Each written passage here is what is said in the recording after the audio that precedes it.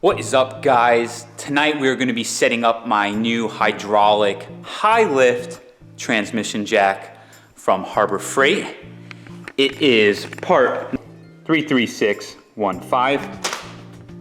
Here it is fully assembled, but we're going to go through the assembly step by step because it is a little bit kludgy based on the way they shipped it. And we're setting this up today to get ready for the 6-speed and 4.3 clutch diff swap into the NB. So before we dive into this installation, you're gonna need the following tools. 3/8 drive ratchets with 16, 17, and 19 millimeter sockets, C-clamp pliers, big and small, and just a regular set of pliers. And we will go through the installation now, and I'll show you this thing in action when we are done.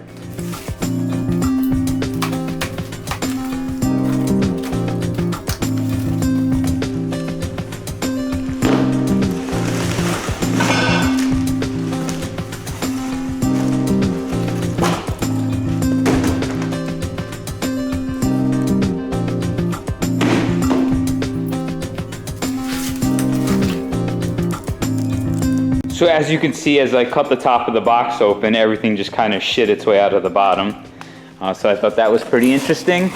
For those of you wondering, I was using my Gerber fast serrated spear knife here. I think this is a Applegate model, if I remember correctly. This has been my EDC knife for quite some time now. I really like it. It has a safety so the blade won't eject. It's a spring assisted. G10 plastic grips, very great. And I love the action of it. Very nice. Not a bad knife for 48 bucks or 50 bucks, whatever it runs on Amazon. So anyways, digging into the assembly of this transmission jack. So it looks like we got some casters here. Put those aside. Here's the hydraulic unit itself. I'm not quite sure what this is. These must be the stands for it. So I don't know. Ooh, I got instructions here. So we'll go through this step by step and see what's involved to set this up.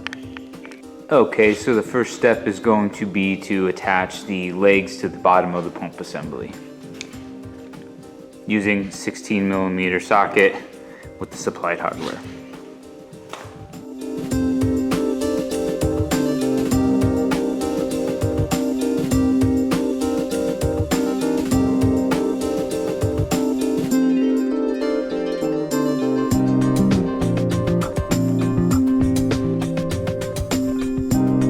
Next, using a 19 millimeter socket, we're going to attach the casters to the bases.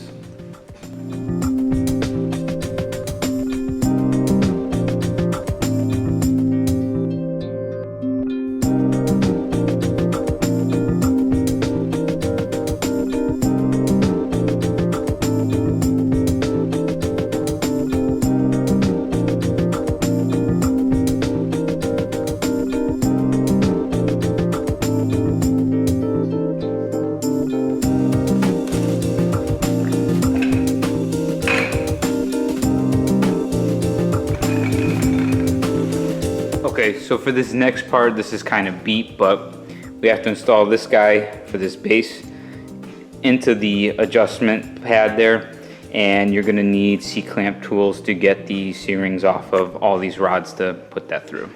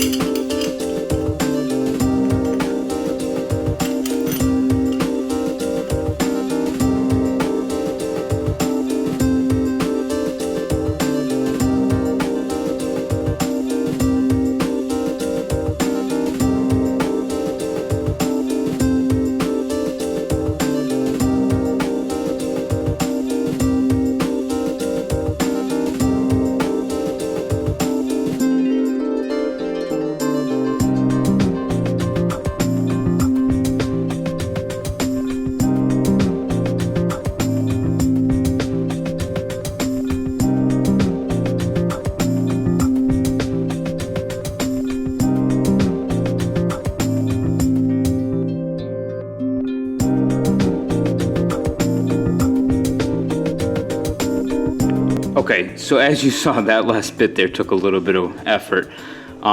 Originally, when I needed to take the peg off from the rod, I tried to come off this way by just having to undo the detent pin for the handle, but these threads, if you could see here, are not machined all the way.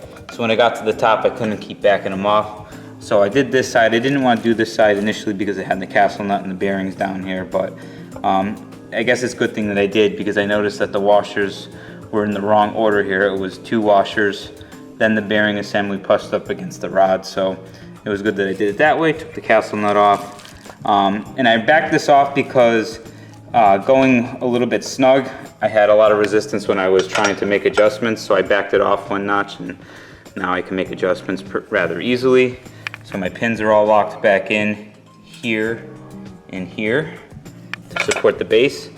There is a set screw in here, so we're going to pick this up and put it on top of our assembly there.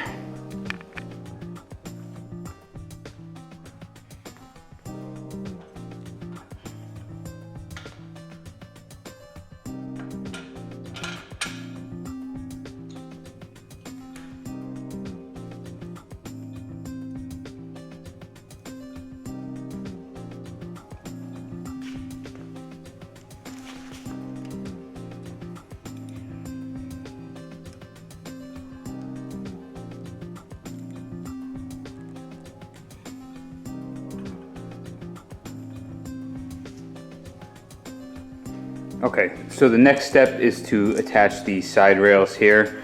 It's not really clear by the diagram, but it does look like they get 1 nut bolt and washer per each side.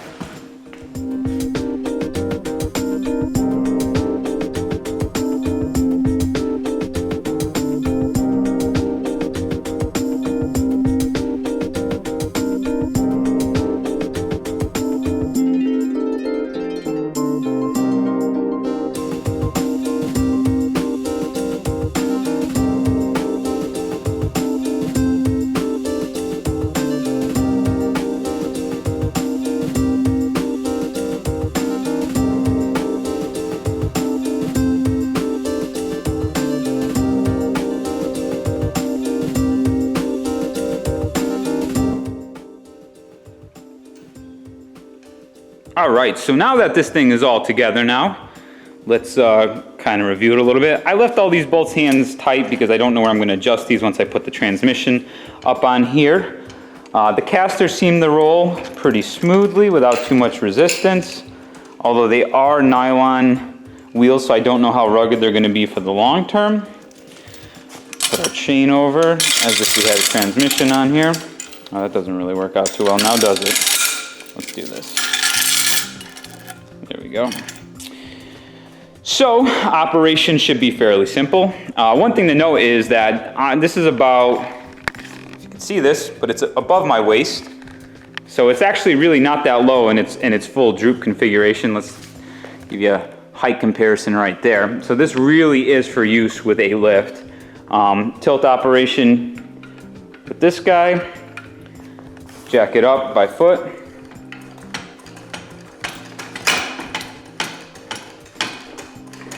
I have no idea how high this thing goes. It is rated for 1,100 pounds, which is pretty good. I hope I'm never using this for a transmission that weighs 1,100 pounds.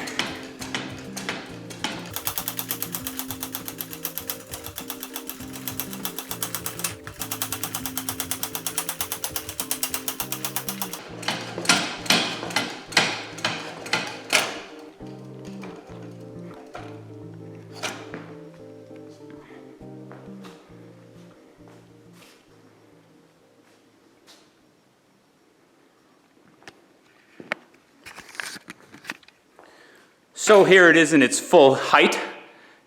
It's almost a good foot above my head. Goes pretty high, higher than I would ever have to go. I wouldn't even be able to reach bell housing boats at this height. But that looks pretty good. I think this will work out well with the lift. Hopefully it's stable at this height. And then to lower it, you got this knobby right here. There we go.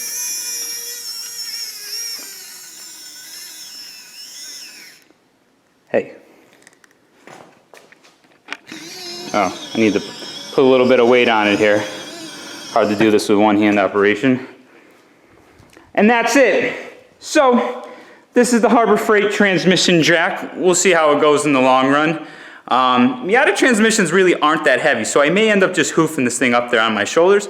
We'll see, but the key is because it's painted all nicey nice, I don't want to screw it all up. So I'll probably put some blankets down or something and we'll raise it up with that, but that will be in the next project video, which is going to be this install. So till next time, guys, thank you very much for tuning in. As always, good night.